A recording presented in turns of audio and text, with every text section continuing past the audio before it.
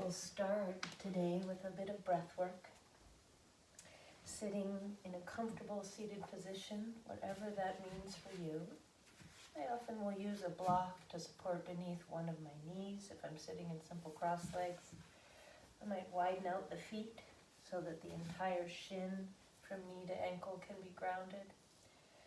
Sometimes that feels okay, other times I need to extend one leg. It feels much better when I do that. The idea is to sit at the front edge of the blanket, bolster, block, whatever it is, so that your pelvis can slightly hang off of the front edge, giving you a little bit more of an upright torso.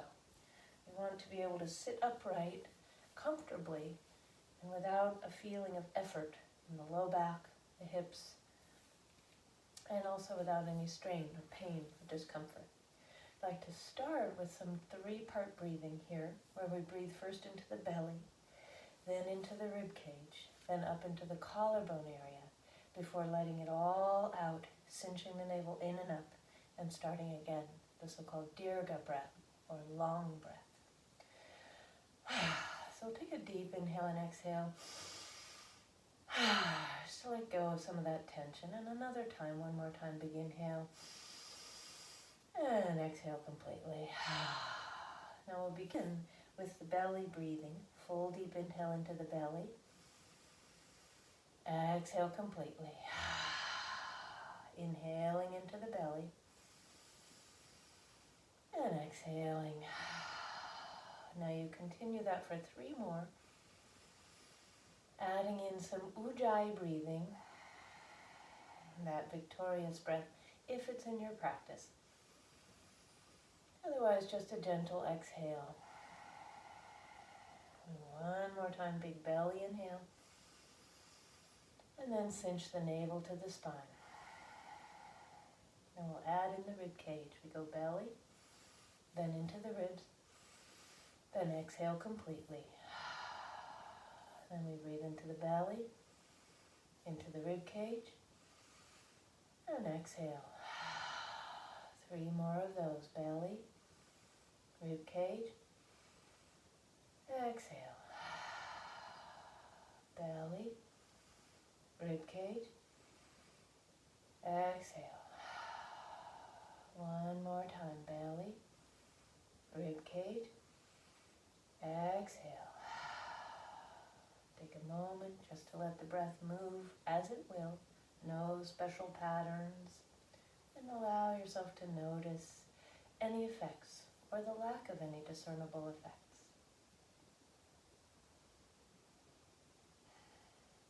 We'll add the third and final part of this 3-part breath. We'll go belly, ribs, and then up into the chest and collarbones. Inhaling.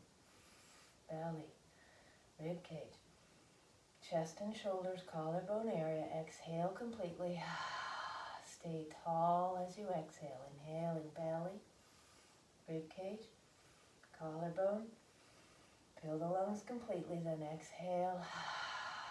Let's do 3 of these now. Inhaling belly, rib cage, collarbone. Exhale completely. And last time, inhale belly, rib cage, collarbone, and exhale. I think we better do 1 more because I said 3. Inhale belly, rib cage, collarbone, and exhale. Let the body relax. Let the breath move just as it will. I'd like to start with some very gentle movement of the head.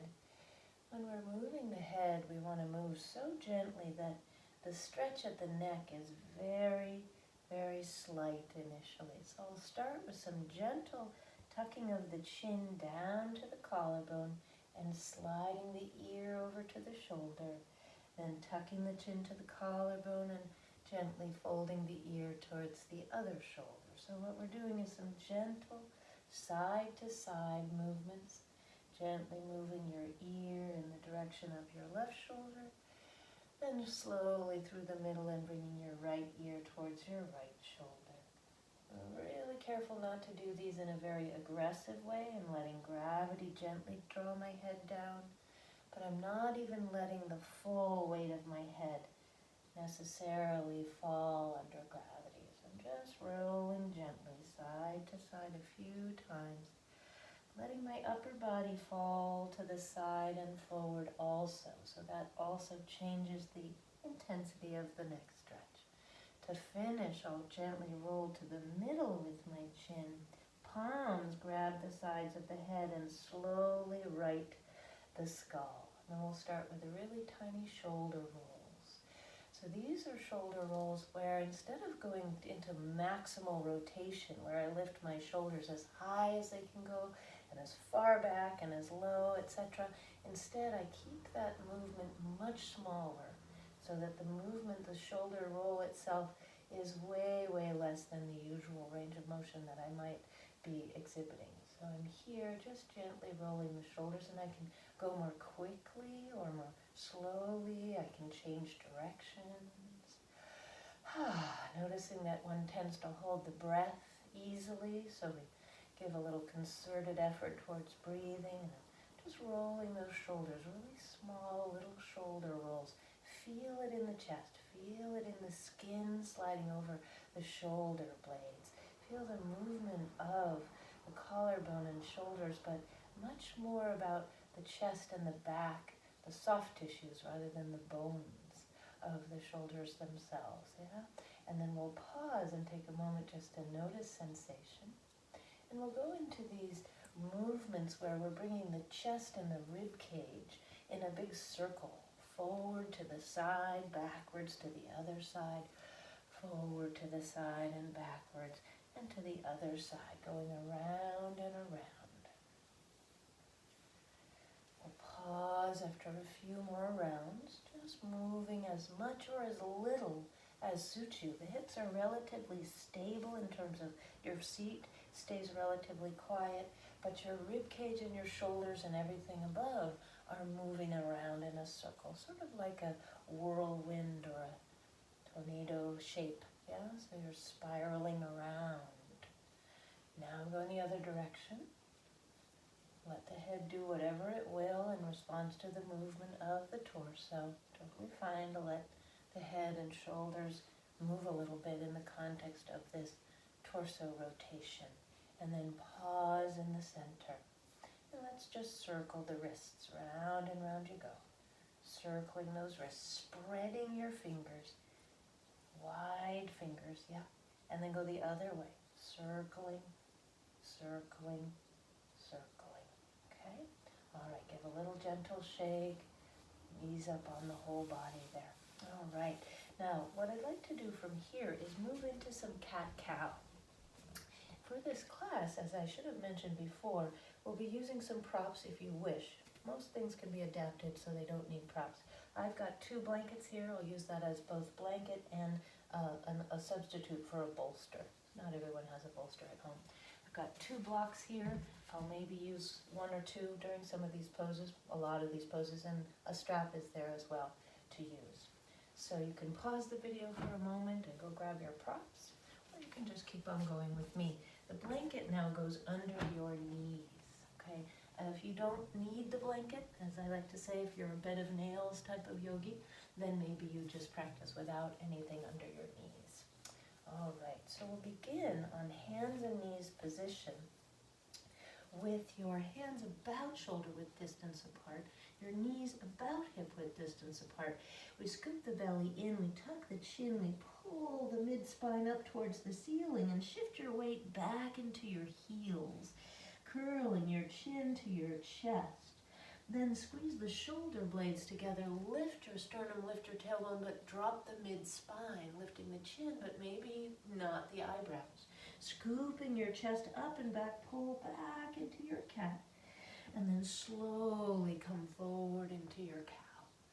Coming back up into cat, breathing into the pose, and forward into cow. At any time you feel like you want to go off-piste, you can make your cat-cows go in all directions. In fact, I often do this as a way of moving and warming up the body in ways that are not strictly canonical yoga poses. Yeah, so going around and around, all different directions. directions. Scooping the tailbone, tucking the chin, pulling way up out of the joints as you breathe and go from side to side. All right, so now we'll do a little bit of a lateral twist. What we'll be doing is taking your hands mat width apart and widening out your knees, almost blanket width apart here. Bending your right elbow slightly, put your left hand on your sacrum, turn your torso to the left. And if your shoulder will allow, then take your left arm and reach it up, up, up, up, up. And then we'll slowly bring that down and go to the other side. Right hand onto the sacrum, twisting to the right. Maybe the right arm comes up. And back to the center. We'll do the same thing again, twisting to the left, opening the chest, maybe gazing up. I often actually will look down, bending the elbow slightly, bringing that shoulder blade onto the back. If the left arm can rise, rise it up, lift it up, and come all the way back down. Hand on the sacrum, turn the tailbone, turn the hips to the right, and open up that right arm. Let's do 2 more of these, only we're going to add the thread the needle part of it. So we turn to the left, maybe we lift the arm. You can go straight into thread the needle, even if you don't lift the arm. Bring the left arm underneath your right shoulder, take any amount of weight on your shoulder and your head. You have the option of extending your right arm up, snaking it around your left hip, or keeping your right hand on your sacrum. Breathe into gravity's pull on the body, holding and breathing. Re-extend your right arm and slowly plant your right hand on the sticky mat, and we'll twist once more to the left. And then we'll do the whole thing on the other side. Left hand grounds, elbow bends, shoulder blade on the back, upper arm bone in the socket. Reach that right arm up or keep your hand on your sacrum. Depends on what's happening with your shoulder today. Open up that chest, and then we'll thread the needle. Bring the right arm underneath. Take any amount of weight on your right shoulder, the right side of your head. Option is to reach your left arm up like a little elephant trunk, snaking around, maybe even bring to the upper right thigh. Breathing into the twist, letting the body relax. Take a deep belly breath in and let it out. We'll reach that left arm up to the ceiling and bring that left palm down, and then spin to the right with or without the arm. Looking down can be a nice way to alleviate neck strain. And then come on back down and walk the knees together. From here, if your wrists are talking to you, roll up the front edge of your mat and use that little blanket mat roll to support the base of your palms. That can be nice for the wrists, okay? Now, we'll be taking your right foot back, either tucking the toes under or tenting the toe tips on the mat. The hips are square, the shoulders are square to the floor. We'll float your right leg up, and then spider walk your left fingertips forward. For those of you for whom it feels balanceable, okay, to lift that left arm, lift the left arm up for bird dog. Now you can stay here, or you can pull your knee to your armpit, your elbow to your hip, curling in, and then come back out to bird dog, and then curling in. Second one out of 4. Reach 2 more of these, curl in and up, and extend. Last one, curl in and up, and re-extend. We'll meet back on hands and knees, and take a break. Whew. Take a nice deep inhale. Exhale. Slight flattening of that low back, so we're not overarching the back, not dumping the belly down. Scoop the belly up, lengthen through the spine, shoulder blades together. Then you slowly creep your left foot back. Reaching through the heel if you wish for a little mini calf stretch, and we'll lift that left leg up. Square the hips best you can, square the shoulders. Option to bring your right hand forward. You could keep your hand underneath you if that's not so great for your left wrist, for example. Right arm forward, left leg back. And then we exhale, curl in, knee to chest, elbow to hip. Re-extend. Exhaling to curl in. Inhaling to extend. 2 more of these. Exhale to curl in. Inhale to extend. Last one. Exhale. Inhale in. And down you come. And take a moment just to notice sensation. Not doing any special thing. Just breathe. And notice how the body feels. And we'll bring the knees together. If your wrists are starting to talk to you, you might prefer to come onto your forearms. You can still use the mat roll here. You also have the option for this next one to take your forearms onto blocks. Oftentimes for people's wrists, this is a much more salubrious option. I'll demonstrate this way, but you can also do it on your hands and knees, just as we were before. All right, so this next one, we have vertical thigh bones, basically vertical upper arm bones, almost exactly. And the legs start together, okay? Navel to spine, so we've slightly decreased the curve in the lumbar spine here. We don't want to be overarching or dumping the belly. There's a scoop there, and a felt sense of engagement, like you're cinching your navel to your spine, cinching your waistline, yeah? We press the palms together if you're on your forearms. That's a nice way to ensure that your upper body is engaged and active. Neck is neutral. We'll be slowly swinging your left knee all the way up, and then reaching it all the way back, curling it all the way in, and then elongating to reach it up, reaching it back, and curling in. 2 more of these, up and out, and back, and curl it in, up and out, and back, and curl it in. Then we meet in the middle, and pause. Take a deep breath in. Notice sensation. You might feel isometric at this point. You might not really. And then we'll begin the second side. Okay, so the right knee goes way up and out to the right. Then it goes back. Then it curls in. Up and out to the right. Extending back. And curling in. Up and out to the right. Try not to shift your weight to the left. Extend the leg behind you. Curl it in. And one more time, up and out to the right. And back, and curl in, and back to where we started. Whew. We'll take a break, child's pose. Bringing your hands down onto the mat, widen out your knees. Toes can tuck or not, depending on what's good for your feet. If you have any pain in your ankles when you put the tops of your feet down, try a little blanket roll here. It can be so nice for the feet. Yeah, so your feet can still be kind of together, ankles on top of a blanket. Then when you take child's pose, depends what's happening in your hips. Maybe you want to be here. Maybe you want to be here. Maybe you want to be here. Any of these variations, or your own favorite variation, are very welcome. Yeah? So really modify child's pose to suit you. Don't do something that actually doesn't feel good. This is supposed to be a rest. We'll take 3-part belly breath here. Belly, rib, collarbone. Exhale completely. Another big belly, rib, collarbone breath. Exhale completely. Last time, belly, rib, collarbone. Exhale. And slowly walk your hands back towards your knees, if this is workable for your knees. Otherwise, swing your legs around and sit on your buttock bones, rather than sitting on your knees and squishing your kneecaps.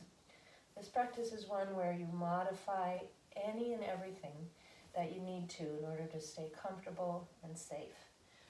All right, so what I'd like to do from here is move into a little bit of core strengthening.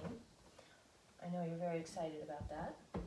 So we'll be taking a blanket, and I almost always elevate my hips a little bit, not always, but almost always, so that I protect my low back from strain. What I'd like to start with is some leg movements, where the length of the leg provides some ballast for the abdominals. You place your sacrum up on your blanket stack. Now you could put the second blanket underneath your hips, building up that blanket a little bit to give you a little more support. If you're tall, if you have a long torso, or in fact if you have very long legs, you may find that that extra blanket is really helpful. So experiment around. You can always stop the video and get more props or change your props. Arms can reach overhead. I like a diamond around the head, or arms reaching long. Gives me a little bit of a counterbalance for the legs. We'll bring the knees into the chest initially and start with slow little toe touches. Now for some, it's helpful to put the hands on the abdomen, because this area here between the ribs and the pelvis is the area where those muscles that we're trying to strengthen reside. So rectus abdominis, internal and external obliques, transverse abdominis, the 4 layers of your musculature, of your abdominal musculature, part of your core. Okay, so toe touches. Notice this is not a momentum thing where I'm just do. It's slow, it's controlled. I'm using my glutes, my buttock muscles. Every time my toes touch the mat, there's a feeling of squeezing, like you're milking a cow, which I have only done once, I think, when I was a small child. But anyway, squeezing, yeah? Modify. If it feels bad for the knees to go quite so far, let that movement be smaller. Just moving the knees like this, where the knees are moving away from your torso, means you have to use your core. So this can be a very small movement. Now, if you'd like it to be a larger, more grandiose movement, because it's too easy for you in the mode that we were just doing, you can go right into single leg lowering and lifting. Yeah, the knees don't have to be straight; they can be bent. I like to straighten them because that helps me lengthen the back of the knee, but also strengthen the quadricep muscles that support the knees. So if your body allows the knees to be fully straight, then do work with them straight. Indeed, you can have them bent when they're vertical, but straighten as they lower. That's another intermediate way to work. Really a good idea to work with fully straight knees when you're not weight bearing. When we're weight bearing, it's usually better not to hyperextend the knees, and it's usually better not to lock the knee joint, both of which can be problematic. So, as you're lowering and lifting, scissoring the legs one at a time. Again, this may be kind of blah, kind of boring, easy for you. Or it might be hard, in which case you bend the knees and go back to those toe touches. Or take a break and rest, yeah? But meanwhile, you can keep going, like the Energizer Bunny, keep going. And you can switch to simultaneous scissoring. So now instead of moving one leg at a time, I'm moving them at the same time. It adds a gentle uptick in intensity. It's not hugely different, but a little bit. Notice your neck. It's so easy to forget about the neck and to let all that tension just soak right up into your head and neck. So breathing, cinching the navel, engaging your core muscles, using your legs, but not your neck. Turning your chin from shoulder to shoulder can be very helpful in releasing neck muscles. Now, finally, you can keep going with that. Take a break whenever you need to. But I like to do a double leg lowering as another option for intensity.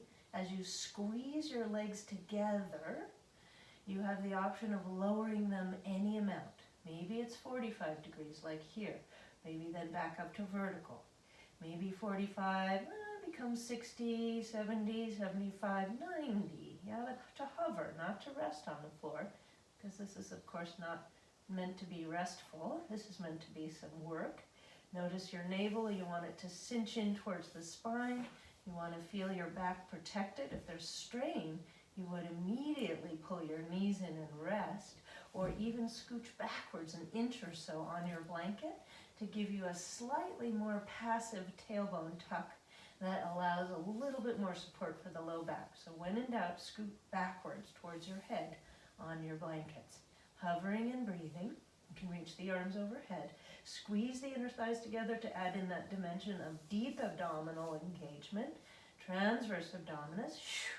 And you can even do little back and forth movement, right leg on top of left, left on top of right, with the knees facing the ceiling. Just giving you an option to give you a little bit more intensity and something different. Fluttering your legs side to side. 8, 7, 6, 5, 4, 3, 2, 1. Pull the knees into the chest. Whew.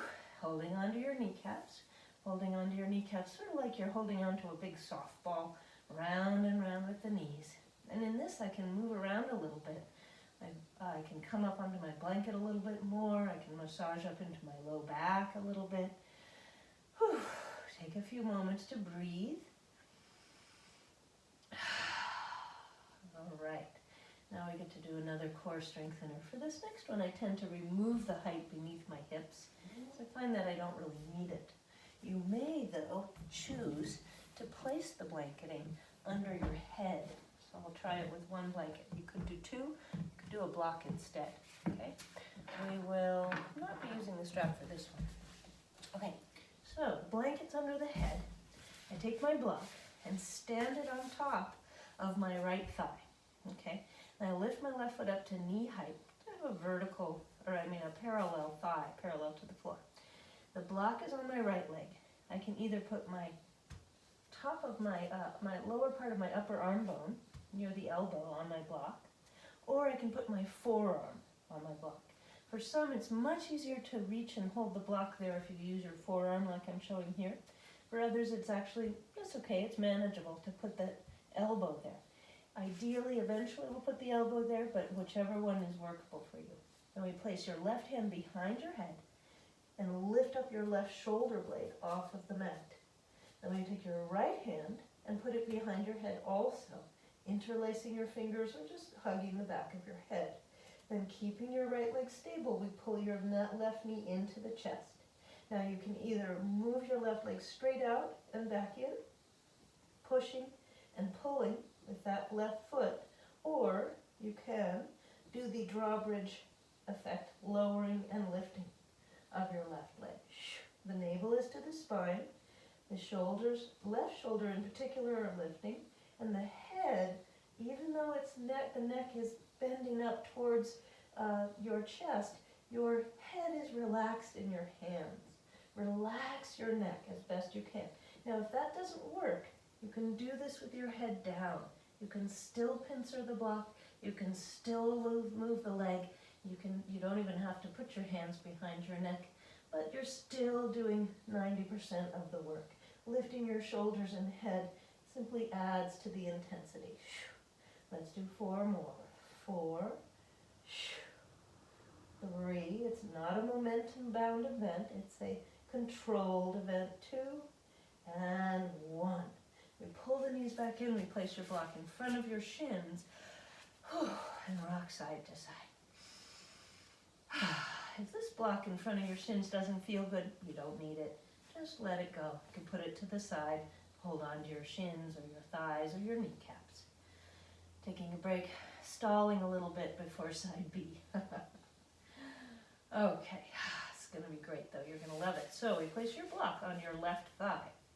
Put your right elbow, really it's the tricep just above the elbow, on the block, or the forearm. Either one is totally fine. We lift up your left foot, parallel your shin to the floor, interlace your hands behind your head and lift your shoulder, your right shoulder in particular, up off of the mat. Then I have the option of my right knee. Come into the chest and out. This one I particularly like to take this variation when it's not so easy for me to bring that right leg to a vertical. Yeah, if it's not so great for the hamstrings and the leg needs to stay out in front of you, I'd rather see you come in with the knee bent and push straight out to hover, rather than do a lowering and lifting that just stays out here. Yeah, so when your foot just stays out here, you begin to strain that hip flexor on that right side. So we don't want to do that. We need to have an interlude of relaxation of the hip flexor, which is either at 90 when the leg is straight, or even a little bit closer to your chest, or the knee is bent, yeah? But we don't want to just stay out in front all the time. That's much more tension creating. We don't need that. And let's do 8 more. 8, 7, holding on, navel to spine. 6, 5, pressing the block. 4, 3, 2, and 1. Knees in, block in front of shins. Rock side to side.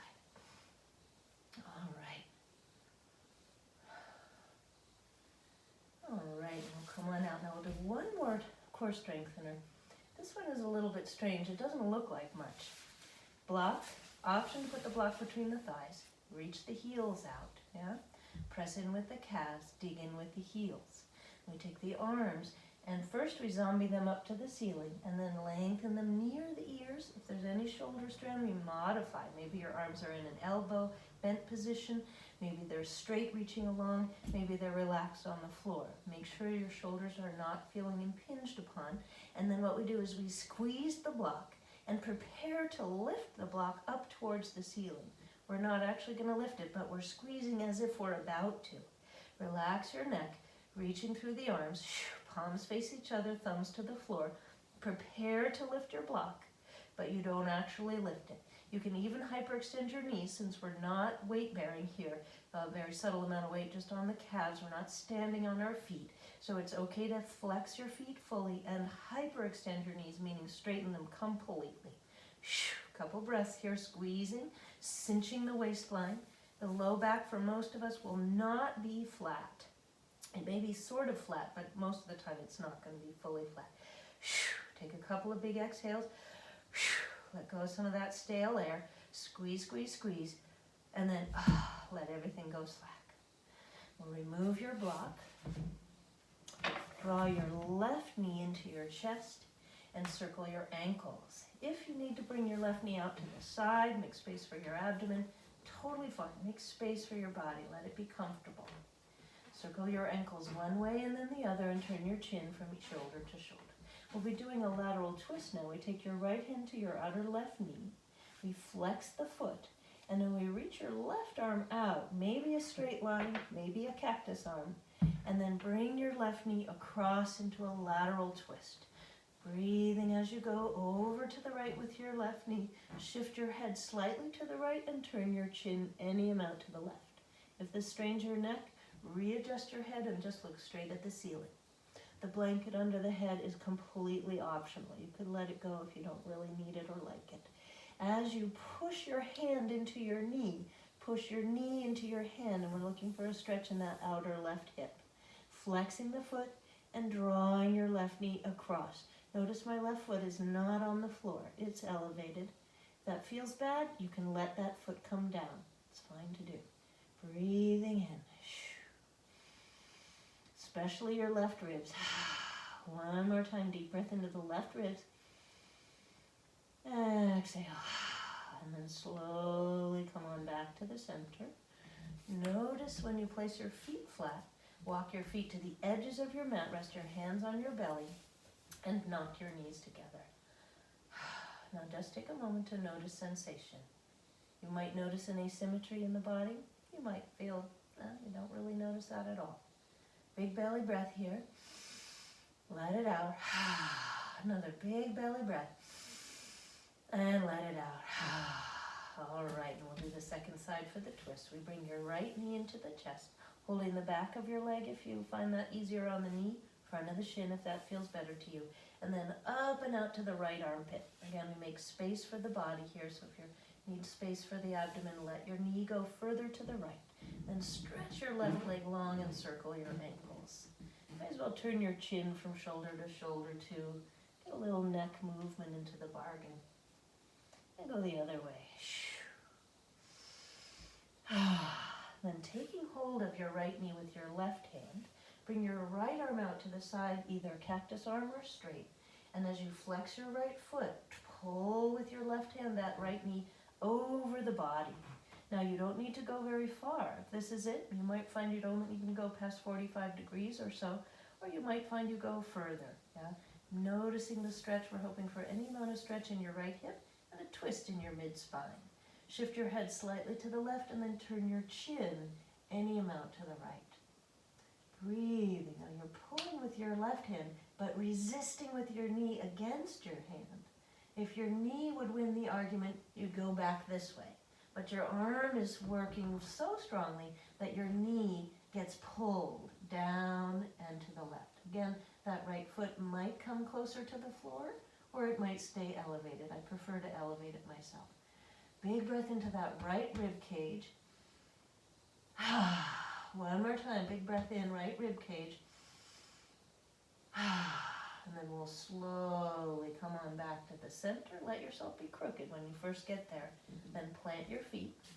Shift your hips to the middle or what feels like middle. I use my hands on the mat to find middle. And then walk the feet wide and tent the inner knees together. If this feels bad in your hips, knees, or ankles, you can always go into Supta Baddha Konasana, letting the knees go out wide. Okay? Take a nice deep belly breath here. Another deep belly breath in. All right, and then we'll toe heel, toe heel, toe heel. come over onto the side body.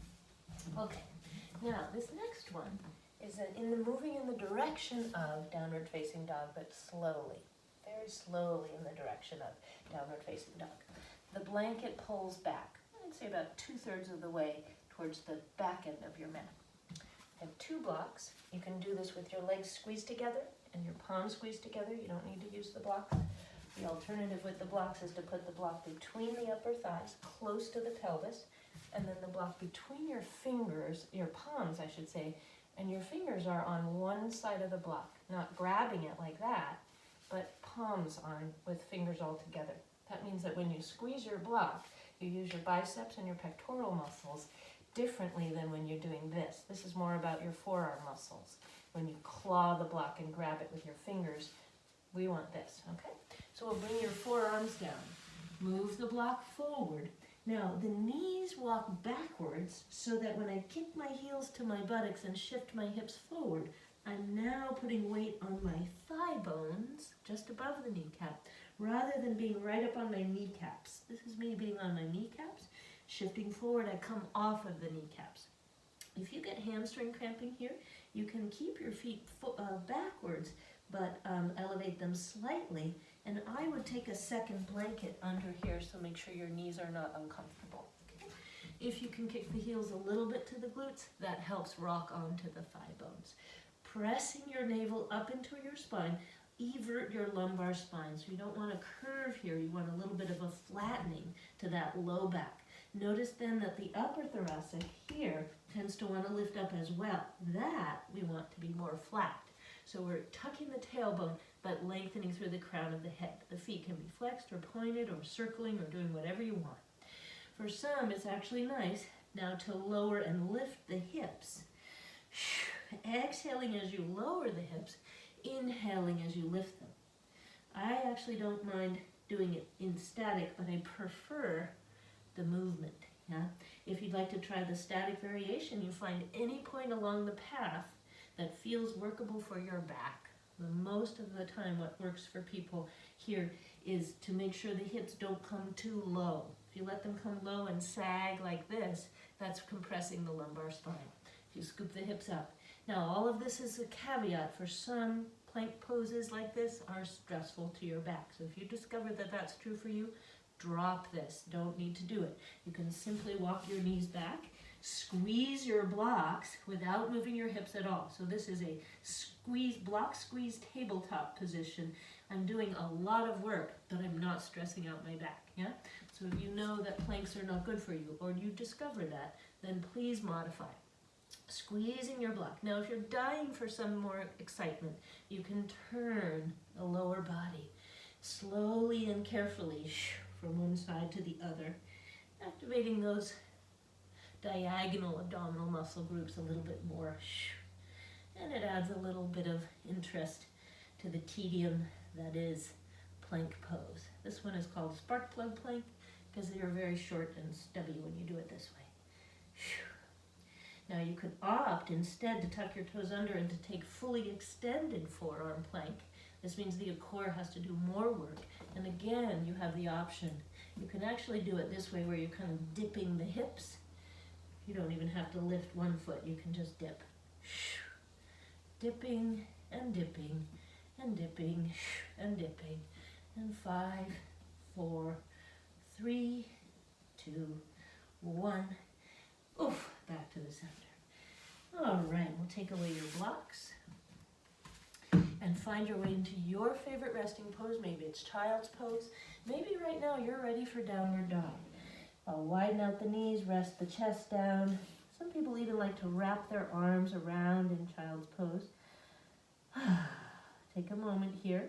I like to roll my forehead a little bit side to side, like your forehead is a blotter, soaking up all the ink that you just used to write your letter, so you can send it, since you are living in the 18th century sometime. And then finding stillness. Big belly breath. Exhale completely. Another big belly breath. And exhale. All right, now we'll use the hands to carefully come up to sit. Now we've done a lot of core strengthening that has to do with the front of the core, the abdomen, a little bit with the sides. We haven't done anything really much for the back of the core. A little bit, but not much. For that, I'd like to do a little bit of Shalabhasana work. And for that, I open up my blanket like this, place it on the mat. What I'll be doing is lying down with both my hips and my shoulders on the blanket. The head and the legs can be off, but you don't want your chest and your hips to be at different heights. So make sure your chest and hips are both at the same height. We rest on a blanket or 2 blankets if you need the extra. Now again, the feet. For many people, when they lie down flat like this, that feels bad on either the arches or the tops of the feet. So you can roll up your extra blanket or any other soft fabric that you have to make a little roll for underneath your tops of your feet. Yeah. So that, much nicer for my feet, and then I don't get cramping in my toes. Some people have pain in the toe joints that doesn't feel good when you try to tuck your toes under or even lay the feet flat. So again, this little blanket roll can be very helpful. Yeah? All right, so we begin with the pubic bone pressing. The legs are about hip width distance apart, okay? We press the pubic bone down, thereby flattening up the low back slightly towards the ceiling. The effort is to try to lift your navel up, so it may be a very, very thin, small lizard can slide under your abdomen. That sounds terrible, doesn't it? The pubic bone is pressing, the belly button is lifting. It may not leave the mat, but the effort is there for it to stay upright, upward, pulling up. Let's pull the elbows next to your side ribs and press your feet into the mat or the blanket. Keep the pubic bone pressing, float your head. And as for the chest lift, very low cobra, not trying to lift very high. My legs are grounded. They don't want to stay grounded, they want to lift. Lifting the chest any amount. Breathe and hold. Lengthen through the crown of the head and try to lift your hands a little bit. Maybe they need to stay on the floor, but let them be light, not pressing firmly. Hands lift. Then reach the arms back, palms face down. Then lift the legs. Once the legs lift, you get a synergistic action through the whole back line. The hamstrings, the buttocks, the low back all work together. Squeezing your shoulder blades together. Breathe into your Shalabhasana and turn your chin from shoulder to shoulder. Some people like to bend the heels, bend the knees and click the heels together. Some people even like to reach for their feet. You want to make sure you're not impinging on your knee joints here. If you'd like to take Dhanurasana or bow pose, this can be done pressing the hands into the feet, pressing the ankles into the hands, lifting the chest, and rocking onto the soft part of the abdomen. Some people find this is a really nice stretch. Others find it's a little too strong. And if you find that, go back to this one, Shalabhasana. Breathing, lengthening through the crown of the head. Holding and breathing, squeezing the shoulder blades together. Bring your arms out to the side like a fixed wing airplane, and then back, and then out, and then back, and out, and back. 2 more. Out to the side, squeeze the shoulder blades together, and back. Last one, out, and back. And then come all the way down. Whew, bend those knees, and either windshield wiper or circle your shins. For some, it's better to keep the legs flat and just swish the buttocks from side to side. That works nicely too. If you circle your shins, just pause and circle the other way as well. Yeah? So you make sure you've got both directions happening. All right, and then we'll gradually plant your hands, push back up onto hands and knees, fold up your blanket. We'll take the blanket off of the mat here, so we can come up and to do some standing pose work. All right. Coming up to stand. We'll stand somewhere in the middle of your mat and take your feet about hip width distance apart. All right. Knees are slightly bent, toes are spread. Okay. Now, as we scoop the belly back, slightly tuck the tailbone, we'll reach the arms all the way up for Urdhva Hastasana. Then we'll swan dive forward to a flat back, stretching out through your fingers, bending your knees and sinking into your heels, making sure your abdomen is slightly pulled up and in. You can stay here.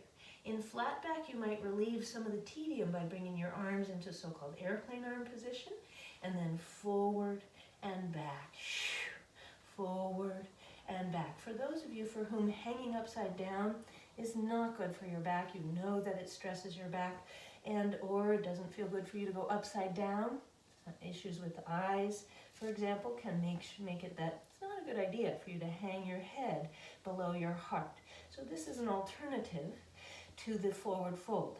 Also, the arms can go out to the side, and if you do like the forward fold, allow yourself to fold. Notice the knees are right over the toes. Hanging upside down, many options here. You might bring your hands to the crooks of the elbows.